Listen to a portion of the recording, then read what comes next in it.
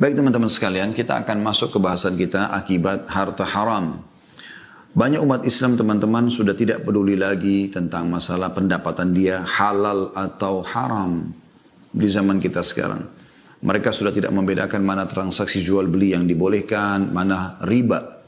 Mereka tidak lagi mau tahu apakah ini sumbernya halal atau tidak. Yang penting saya mendapatkan. Apakah mengambil haknya ahli waris yang lain, apakah mengkorupsi di kantor, ataukah menipu dalam transaksi jual beli di takaran. Bahkan teman-teman sekalian, banyak umat-umat sebelum kita yang Allah binasakan, hampir seluruh pelanggaran mereka yang dibinasakan itu ada pada kita sekarang. Harusnya kita merasa khawatir. Bukankah kaum Lut disiksa karena adanya homoseksual tersebar di tengah mereka? Sekarang LGBT lagi dikobar-kobarkan seakan-akan kebebasan untuk melakukan itu. Dan banyak kaum munafik ini yang berbicara bahwasanya ini nggak masalah.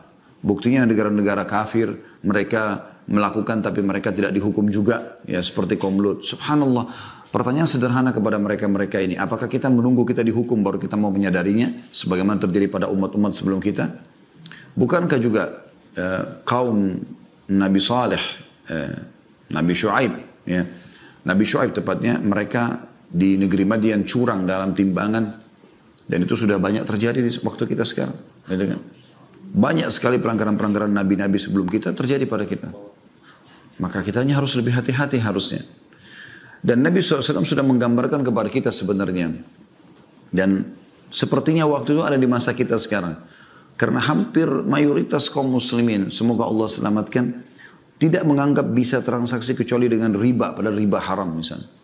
Alasannya, saya nggak mungkin punya rumah kalau saya tidak KPR, walaupun harus riba. Saya nggak mungkin punya kendaraan kecuali saya harus cicil dengan cara riba. Saya tidak mungkin bisa membiayai keluarga kecuali dengan riba, walaupun utang dengan berbunga ya. Jadi seakan-akan mereka mengurung diri mereka di pendapatan itu dan tidak mungkin kecuali dengan cara itu. Berapa banyak orang sekarang sibuk dengan kartu kreditnya, beli ini, beli itu, padahal semuanya dengan utang dan dibayarkan oleh bank ribawi. Dan ini riba. Satu-satunya dosa yang Allah subhanahu wa ta'ala mengancam ya, dalam surah Al-Baqarah surah nomor 2 ayat 275-276 dengan diperangi oleh Allah dan Rasulnya. Nabi SAW sudah menyampaikan kepada kita dalam hadis Bukhari dan diriwayatkan dari Abu Hurairah radhiyallahu anhu di nomor 2000. Tentu ini hadisnya nomor 2083 ya. Kata Nabi SAW, la ya'tiyanna 'alan nasi zamanun la yubadil mar'u bima akhadal mal amin halalin amin haram. Akan datang nanti satu waktu di mana orang-orang sudah tidak peduli lagi dari mana mereka mendapatkan harta, apakah dari usaha yang halal atau dari usaha yang haram. Bagi mereka nggak penting itu. Tidak mereka fikir akan ada efek-efek daripada masalah pendapatan haram ini. Nanti akan kita bahas insya Allah lebih jauh tentang apa sih efeknya gitu. Di dalam sebuah statement yang disampaikan oleh Ibnu Taimiyah rahimahullah, beliau berkata, wal qalilu minal halali yubarak fihi wal haramu al kathir yadhhab wa yamhaquhu Allah Ta'ala. Ini diambil dari Majmu' Fatwa beliau, Majmu' Fatawa di jilid 28 halaman 646. Beliau mengatakan sedikit dari yang halal itu lebih banyak membawa berkah di dalamnya. Sedangkan yang haram yang jumlahnya banyak hanya cepat hilang dan Allah akan menghancurkannya. Jadi misalnya dana korupsi misalnya. Ya, mungkin dia berkhayal dengan sekian miliar di rekening dia, ya, pendapatan dia. Atau misalnya teman-temannya di kantor sedang bagi-bagi, ada sebuah proyek apa yang dianggap itu bisa menghemat dana dan ternyata bukan milik mereka, lalu dibagi-bagi, yang penting dapat duit gitu kan. Dia tidak berpikir, dia cuma lihat jumlahnya, toh bisa cukup untuk beli kendaraan, bisa membawa keluarga untuk safar bersenang-senang. Mereka tidak berpikir efeknya. Semua itu akan ada efek-efek yang berat. Umumnya akan ada penyakit yang kronis, umumnya ribut rumah tangga, umumnya anak-anak jadi durhaka. Banyak efek-efeknya. Sampai sebagian ulama menganjurkan, kalau ada seseorang yang menemukan banyak permasalahan dalam hidupnya, maka termasuk yang dia harus perhatikan pertama kali adalah pendapatannya. Misal anaknya nakal, misal istrinya membangkang, atau suaminya jadi jahat, atau apalah. Maka salah satu yang jadikan bahan pertimbangan itu, termasuk penyakit kronis, bangkrutnya usaha, apalah rusaknya citra dan segala macam. Nabi SAW menyebutkan tentang masalah ini, bahkan mendoakan kecelakaan bagi orang yang selalu saja dia berpikir untuk pendapatan haram, tanpa berpikir ini apa efeknya gitu. Dalam sebuah hadis Bukhari, di nomor 2886 dari Abu Hurairah, bahwasanya baginda Nabi SAW bersabda, Ta'isa abdud dinari wad dirhami wal qatifati wal khamisa in u'tiya radhi wa in lam yu'ta lam yarda. Celakalah wahai budak-budak dinar, dirham. Ya. Qatifa artinya pakaian yang memiliki bludru, maksudnya baju-baju yang bagus gitu bermerek. Khamisa, pakaian yang berwarna hitam dan ada bintik-bintik merah. Ini termasuk pakaian-pakaian yang mahal, orang kadang-kadang memperebutkan dan merasa berbangga-bangga sombong dengannya. Jika ia diberi maka ia ridho, dan jika tidak diberi maka ia tidak ridho. Ya. Jadi ciri orang yang suka pendapatan haram itu, mereka tidak kenal lagi yang namanya ikhlas dalam bekerja. Bagi mereka, bayar, saya kerja. Ya, bahkan subhanallah kadang-kadang mereka melanggar akad mereka. Seseorang teman-teman kalau sudah punya akad kerja dengan satu instansi, berarti dia membawa nama instansi tersebut. Dan kesepakatan gaji atau payroll yang ada setiap bulan, itu menunjukkan sudah cukup bagi dia dan dia tidak punya hak untuk mengambil lebih daripada itu. Contoh misal, pegawai kantor ditugaskan oleh kantornya untuk membeli AC, untuk membeli TV, untuk membeli kendaraan misalnya. Nah ini dia harus apa adanya karena dia membawa bendera, dia membawa uang perusahaan tersebut dan dia terdaftar sebagai pegawainya. Maka apa adanya, dia harus jujur. Misal harga AC 5 juta, dia bayar 5 juta, dia bawa notanya apa adanya. Kalau ada diskon dia pun membahasakan ke kantor ada diskon. Ada hadiahnya bonus, dia harus membahasakan ada bonusnya. Bukan dia mengambilnya. Berapa banyak orang subhanallah mengambil yang bukan haknya. Anda bukan sedang membawa uang Anda pribadi, tapi Anda sedang membawa uang orang. Ya, berarti bonus semua itu milik dia. Apakah itu payung, pulpen, baju kaos, diskon, produk-produk lain misalnya yang berhubungan dengan itu. Misalnya AC, ada tambahan selang, ada tambahan pipa, ada tambahan apa. Semua itu pemilik harta. Yang lebih parah sering kita dengar di tengah-tengah masyarakat kita, mereka tidak peduli lagi teman-teman sekalian. Pada saat datang mereka suruh upgrade, disuruh naikkan notanya. Harga keramik, harga granit, harga AC 6 juta, 5 juta, dinaikkan jadi 7 juta. Yang lebih jauh lagi daripada itu kadang-kadang subhanallah dana-dana sosial mereka salah gunakan. Ya. Jadi mereka menggunakannya dengan cara memang mengambilnya, ya, sehingga akhirnya bukan haknya. Dan ini termasuk perbuatan yang masuk dalam pendapatan-pendapatan yang haram gitu. Ibnu Taimiyah juga berkata di Majmu' Fatawa juga, tapi di jilid yang lain, jilid 10 halaman 190, wa hadza huwa 'abdun hadhihi al-umur falau talabaha min Allah fa inna Allah idza atahu iyyahu radi wa idza mana'ahu iyyahu sakhit wa inna ma 'abdullahi may yurdihi ma yurdillah wa yaskhatuhu ma yuskhitullah wa yuhibbu ma ahabballah wa rasuluhu wa yubghidu ma abghadahu Allah wa rasuluhu. Jadi beliau menanggapi hadis tadi ya tentang celakanya hamba dinar, hamba dirham gitu kan, hamba pakaian mewah yang dia tidak mau peduli dari sumber halal atau haram gitu. Inilah yang namanya budak atau budak harta-harta. Jika ia memintanya dari Allah dan Allah memberinya, ia pun ridha. Namun ketika Allah tidak memberinya, ia pun murka. Ya. Kemudian beliau mengatakan, Abdullah atau seorang hamba Allah adalah orang yang selalu ridha terhadap apa yang Allah ridhahi. Dan ia murka terhadap apa yang Allah murkahi. Cinta terhadap apa yang Allah dan Rasulnya cintai, serta benci apa yang Allah dan Rasulnya benci. Ali bin Abi Thalib berkata, teman-teman sekalian, dalam sebuah statement yang menarik, beliau mengatakan, Man ibtajara qabla an yatafaqqahu. Maaf, saya ulangi. Man ibtajara qabla an yatafaqqaha irtatama fir riba thumma irtatama. Barang siapa yang berdagang namun belum memahami ilmu agama, maka dia pasti akan terjerumus dalam riba. Kemudian dia akan terjerumus ke dalamnya dan terus menerus terjerumus. Umar bin Khattab juga mengatakan, la yattajir fi suqina illa man faqiha aklur riba atau aklar riba. Janganlah seseorang berdagang di pasar kami kecuali dia sudah paham betul tentang seluk-beluk riba. Jadi Umar bin Khattab melarang di pasar beliau, di masa khilafah beliau, berdagang kecuali semua pedagang itu sudah harus tahu. Tidak ada transaksi riba di sini. Coba Anda bayangkan dengan zaman kita sekarang. Bisa dikatakan tidak ada pasar yang tanpa riba. Tidak ada mall yang tanpa riba. Transaksi menggunakan perbankan-perbankan ribawi, kartu kredit dan segala macam gitu kan. Walaupun masih ada fatwa ulama mengatakan kalau orang tidak mendapatkan perbankan syariah, atau ada fasilitas yang dia tidak dapat dan dia cuma menggunakan sebagai fasilitas transaksi saja sebatas itu masih ada yang membolehkan. Tapi kan ada akad antara Anda dengan perbankan tersebut. Padahal kalau kartu kredit kadang-kadang ya. Yang unik ini orang kan kalau utang teman-teman sekalian itu syaratnya dalam Islam harus tidak mampu. Dan memang dia niat untuk membayarnya. Tapi kapan seseorang mampu sengaja utang ini ada bahasan sendiri para ulama. Karena dia mampu untuk membayar. Kenapa dia harus utang? Karena ada hadis Nabi SAW, matlul ghani zulm. Menunda-nunda pembayaran bagi orang yang mampu, kezaliman. Ya. Jadi nggak boleh. Makanya teman-teman, kita lihat di kartu kredit itu makin kaya dia, ya, maka makin besar limitnya. Makin dibukakan pintu utang. Ada orang subhanallah, maaf Bapak Ibu sekalian saya membahasakan ini. Tentu saya tidak sebutkan perbankan tertentu, saya cuma menyebutkan masalah tentang fungsi kartu kredit yang sekarang banyak terjadi. Subhanallah, sabunnya, odolnya, sikat giginya, handuknya, ya, listriknya, semua makanan, minuman yang dia konsumsi di rumah, pakaiannya, semua handphonenya, kendaraannya, semuanya ini riba.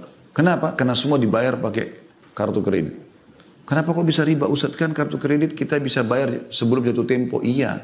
Tapi kan pada saat Anda telat bayar, seperti apa? Telat satu menit saja misalnya, hari ini terakhir sampai jam 12 malam. Anda lewat 1 menit, Anda kena denda. Dendanya itu riba kan? Atau memang kalau Anda memastikan memang Anda bisa memang menjaga supaya tidak kena sama sekali, itu mungkin masih ada celah yang kita bisa mengatakan. Tapi umumnya orang tidak seperti itu. Telat kena gitu kan. Dan kita harus membedakan teman-teman pada saat kita sedang transaksi, mana kebutuhan, mana keinginan. Ini harus kita fahami baik-baik. Selama itu kebutuhan, kita penuhi. Karena itu tidak bisa kalau kita tidak penuhi makanan, minuman yang harus kita konsumsi. Kalau tidak, hari itu kita kelaparan misalnya. Dan keinginan itu adalah selalu mengikuti angan-angan, tidak pernah selesai. Keinginan nggak pernah ada selesainya teman-teman. Diskon di semua swalayan pasar itu tidak akan habis sampai hari kiamat. Jadi Anda jangan kemakan dengan diskon hanya memaksakan diri, ya gitu. Kita sesuaikan dengan apa yang kita butuhkan sehingga memang berjalan ya dengan kehati-hatian karena semua akan ada hisabnya. Baik, untuk lebih jauh teman-teman kita memahami masalah ini, coba kita lihat dampak daripada harta haram itu. Apa sih akibatnya kalau kita punya pendapatan haram? Yang pertama teman-teman, itu akan terhitung maksiat dan durhaka kepada Allah Subhanahu wa taala. Serta itu akan mengikuti langkah-langkah syaitan. Saya minta teman-teman membuka aplikasi Al-Qur'an di handphone, ya, surah Al-Baqarah surah nomor 2 ayat 168. Sekali lagi Al-Baqarah surah nomor 2 ayat 168. Coba Anda renungi ayat ini. Allah Subhanahu wa taala berpesan dan ini sudah turun dari 1400 tahun yang lalu.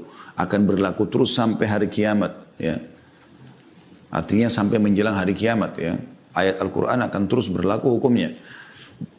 Allah SWT berfirman, A'udzubillahi minasyaitonirrajim. Ya ayuhan nasu kulu mimma fil ardi halalan tayyiban wa la tattabi'u khutuwati syaitan innahu lakum aduwwum mubin. Hai sekalian manusia, makanlah yang halal lagi baik, berkualitas. Ini dua hal yang harus kita selalu hubungkan ya. Selain halal, harus tayyibah. Halalan tayyibah. Tayyibah artinya berkualitas. Ayam halal, tapi kalau sudah rusak atau bangkai, jadi tidak tayyib, berubah jadi haram dia, ya. Seperti itu. Minuman misalnya halal, tapi setelah diproses ternyata menjadi memabukkan, maka tidak tayyib lagi. Dan ini perlu. Allah mengatakan, hai manusia, makanlah, minum silakan yang ada di muka bumi ini, dan yang halal dan tayyib. Dan jangan pernah ikuti langkah-langkah syaitan, karena dia adalah musuh nyata buat kalian. Ibnu Qayyim rahimahullah berkata, dalam buku beliau Bada'il Fawaid di jilid 3 halaman 381 sampai 385, beliau mengatakan ada beberapa langkah syaitan dalam menyesatkan manusia. Jika langkah pertama tidak bisa, maka akan beralih pada langkah selanjutnya dan seterusnya. Langkah pertama adalah dia mengajak pada kekafiran, ya, kesyirikan, dan memusuhi Allah dan Rasulnya. Ini puncaknya. Kalau ini bisa berhasil, maka dia sudah kufur kan. Nah, kalau tidak bisa, dia pindah langkah kedua, diajak pada amalan yang tidak ada tuntunannya. Ya, dia sibuk dengan dia anggap ibadah, tapi ternyata nggak ada dalilnya, nggak ada perintahnya, sehingga dia tidak ada pahalanya bagi dia. Langkah ketiga, diajak pada dosa besar atau al-kabair. Durhaka sama orang tua, zina, riba, segala macam. Langkah keempat, diajak dalam dosa kecil atau as-saghair. Kemudian langkah kelima, disibukkan dengan perkara mubah. Kalau seandainya langkah keempat, dosa-dosa kecil pun dia lebih hati-hati, maka disibukkan dengan perkara mubah yang sifatnya boleh, tidak ada pahala dan tidak ada sanksi, tapi berlebihan. Misalnya tidur mubah, mandi mubah, makan mubah, tapi dibuat berlebihan sama syaitan. Ya. Kalau juga tidak berhasil di situ, maka langkah keenam kata beliau disibukkan dengan amalan yang kurang afdal, padahal ada amal yang lebih afdal. Gitu kan. Jadi ini yang beliau sampaikan. Tapi yang kita titik beratkan teman-teman sekalian adalah bagaimana dirumuskannya di langkah ketiga. Kalau tidak bisa kesyirikan, kekufuran, amalan-amalan yang tidak ada panduannya, maka kemudian dia masuk kepada dosa-dosa besar. Jadi ini kedurhakaan kepada Allah Subhanahu Wa Taala karena Allah melarang masalah mengkonsumsi yang haram. Juga pernah disebutkan dalilnya bahwasanya ada seseorang yang ditugaskan oleh Nabi SAW untuk mengumpulkan zakat. Jadi dia ambil zakatnya Nabi SAW. Dia jalan, kumpulin zakat, setelah itu dia pulang. Lalu dia datang ke hadapan Nabi SAW dan para sahabat. Lalu dia mengatakan, ini zakat kalian yang sudah saya kumpulkan. Ini punya saya, hadiah dikasih sama orang-orang gitu. Pada saat lagi ngumpulin zakat. Apa yang terjadi? Jadi seperti Anda kalau lagi tugas kantor, tadi yang saya kasih contoh di awal-awal pertemuan. Kemudian Anda dapat bonus, dapat diskon. Apa kata Nabi SAW? Beliau naik di atas mimbar Sallallahu Alaihi Wasallam, kemudian beliau mengatakan setelah memuji Allah dan menyebutkan salawat untuk diri beliau Sallallahu Alaihi Wasallam, beliau mengatakan kenapa ada sebagian orang yang kami tugaskan untuk mengumpulkan zakat, kemudian artinya sebagai pegawai, kemudian kemudian dia datang kepada kami dan mengatakan ini zakat kalian dan ini adalah punya saya. Coba dia duduk di rumah orang tuanya, apakah yang bonus itu akan datang kepada dia? Kalau dia sedang tidak bertugas, maksudnya atau bukan dia yang bertugas? Tentu saya tidak. Artinya Nabi SAW menegur, tidak boleh, ini pelanggaran. Yang bukan hak Anda jangan, itu durhaka kepada Allah dan Rasulnya. Yang kedua, efeknya adalah, dia bisa teman-teman sekalian, membuat orang jadi malas beribadah. Pendapatan haram itu membuat orang malas beribadah. Sebagaimana dinukil dari Al-Quran, surah Al-Mu'minun, ayat 51, yang berbunyi a'udzubillahi minasyaitonirrajim ya ayyuhar rusulu kulu minat thayyibati wa'malu shalihan inni bima ta'maluna alim. Hai Rasul, hai para Rasul, makanlah dari makanan yang baik dan kerjakanlah amal yang saleh, sungguhnya aku maha mengetahui apa yang kamu kerjakan. Yang dimaksud dengan makan yang thayyib, yang baik di sini adalah makanan yang halal sebagaimana disebutkan oleh Sa'id bin Jubair dan Ad-Dahhak, dua ulama tabi'in. Diambil dari tafsir Ibnu Katsir, Tafsir Quran Al-Azim jilid 5 halaman 462. Ibnu Katsir berkata rahimahullah, Allah Ta'ala pada ayat ini memerintahkan para Rasul alaihi wassalatu wassalam untuk memakan makanan yang halal dan beramal soleh. Penyandingan dua perintah ini adalah isyarat bahwa makanan halal adalah yang menyemangati melakukan amal soleh. Yang berarti ya kalau orang makan yang haram akan malas beribadah. Dan ini luar biasa.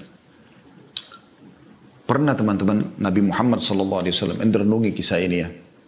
Saking pedulinya beliau dengan tentang apa, jangan sampai makan yang haram ya. Syubhat aja beliau ragu.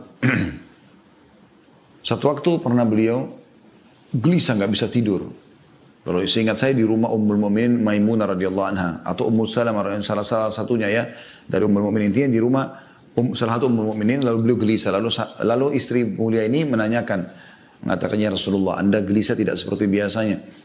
Kata Nabi SAW, sebelum tidur tadi, ini kan di malam hari, sempat saya temukan di dekat ranjang kita ini ada kurma, sebutir kurma. Lalu saya memakannya. Dan saya tiba-tiba setelah menelannya teringat di rumah ini juga ada kurma sedekah. Sementara Nabi SAW tidak boleh makan sedekah. Beliau menerima hadiah tapi tidak makan sedekah gitu. Itu ciri Nabi SAW. Maka beliau tidak boleh makan, nanti dilarang oleh Allah SWT. Ya, beda dengan kita, boleh umat yang menerima sedekah. Tapi Nabi SAW tidak. Ya.